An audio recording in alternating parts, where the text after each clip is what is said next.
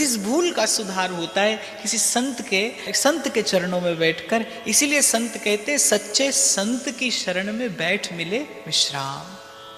इस भूल का सुधार होता है किसी संत के चरणों में बैठकर। इसीलिए संत कहते सच्चे संत की शरण में बैठ मिले विश्राम।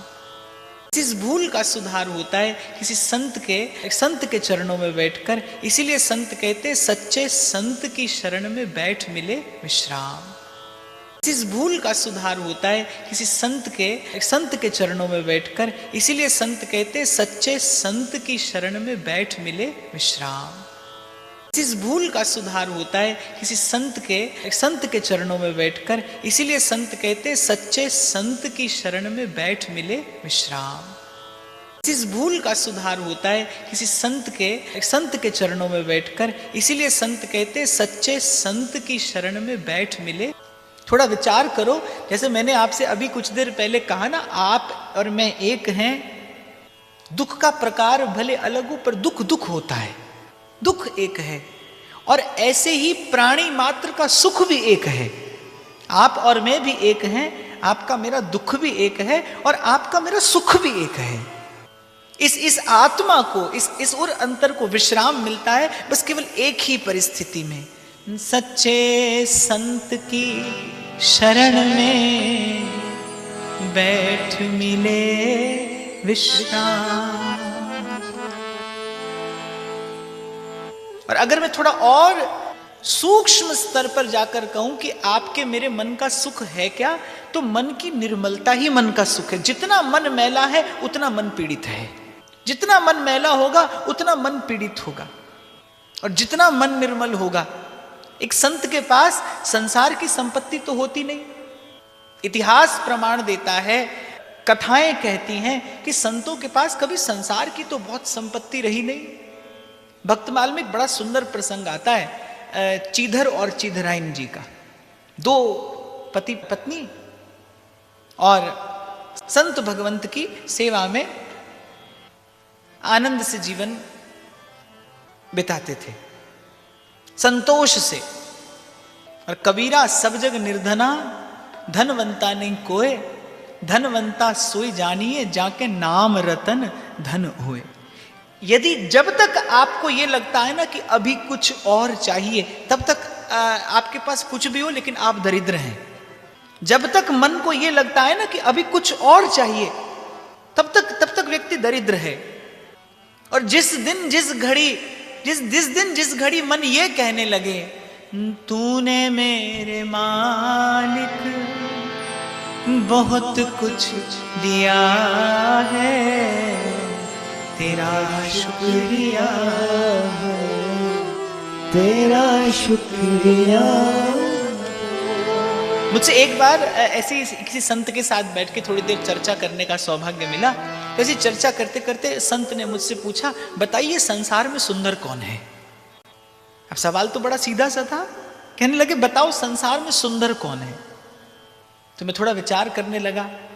बड़ा स्नेह करते थे मुझसे, मेरी ओर देखकर बड़े प्रेम से मुस्कुराए और कहने लगे कि जिसके मन में संतोष है ना, वही सुंदर है। संतोष ही परिलक्षित होता है मुख पर। अब सवाल तो बड़ा सीधा सा था। कहने लगे, बताओ संसार में सुंदर कौन है?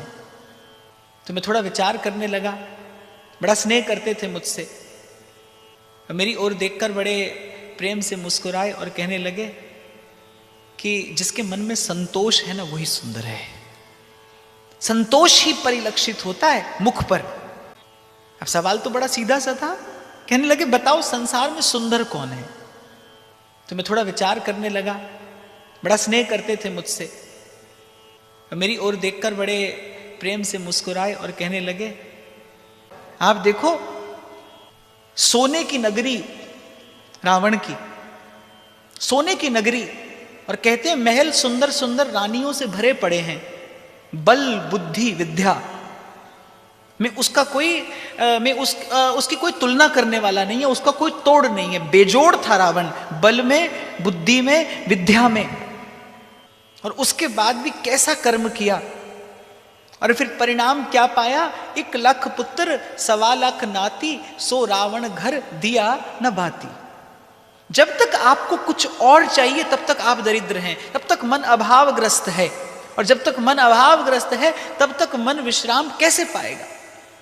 इसलिए मिले तो कोई ऐसा मिले जो आपके मन का अभाव दूर कर दे, आपके रोम रोम से कहला दे। जो अया तेरे दर तो मैं रहमता हजारा,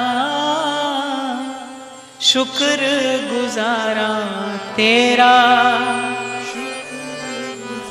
तो आप विचार जरूर करना, आज जाने के बाद विचार करना कि भूल जाना कि आपके पास संसार की दौलत कितनी है, संसार की संपत्ति कितनी है। वो तो थोड़ी घड़ी प्रारब्ध से जीव लेकर आता है और यहां पर पा लेता है। रत्ती कटे न तिल बढ़े जो लिख दी करतार। जो आप अपने पुण्य प्रारब्ध से लेकर आए हैं वो आप यहां किसी ना किसी प्रकार से पा लेंगे। संत तो कहते हैं जो प्रारब्ध में लिखा हो उसको जीव पांव से ठोकर भी मारे तो भी उसी के पास आता है। यदि प्रारब्ध का लिखा है तो कर्मा की रेखा न्यारी रे होनी होके रहे रे विधना टारे ना ही टरे। तो आप जाकर विचार करना कि क्या वस्तुतः आपके मन का अभाव दूर हुआ है। यदि मन को अभी कुछ और चाहिए तो अर्थात मन दरिद्र है, अभी मन गरीब है। जैसे भूखा व्यक्ति विचार नहीं करता कि भोजन महात्मा के यहां से आया है कि पापात्मा के यहां से आया है। भूखे व्यक्ति को तो भोजन से अर्थ है। जब तक मन को इच्छा है अभी कुछ और पाने की, तब तक तो वो कहीं भी लुभायमान हो जाएगा, कहीं भी चल देगा। आप प्रयास करते हो बार बार, मैंने सुना है लोग भजन गाते हैं, ये मन बड़ा चंचल है कैसे इसे समझाऊं, मन बड़ा चंचल है कैसे तेरा भजन करूं। कभी थोड़ा विचार करो मन चाहता क्या है। आपको ऐसा लगता है मन धन चाहता है, मन संपत्ति चाहता है, मन सुंदर देह चाहता है। मन कुछ नहीं चाहता। मन तो केवल एक ऐसा सुख चाहता है जो आए तो फिर जाए नहीं। मन का जितना खेल है, मन का जितना पसारा है, मन का जितना प्रयास है, मन जितना परिश्रम करता है वो बस केवल इसीलिए करता है। मन कोई ऐसा सुख खोज रहा है जो मिले तो फिर खो ना जाए, जो पाए तो फिर जाए नहीं। बस मन की केवल एक। आपको ऐसा लगता है मन धन चाहता है, मन संपत्ति चाहता है, मन सुंदर देह चाहता है। मन कुछ नहीं चाहता। मन तो केवल एक ऐसा सुख चाहता है जो आए तो फिर जाए नहीं। मन का जितना खेल है, मन का जितना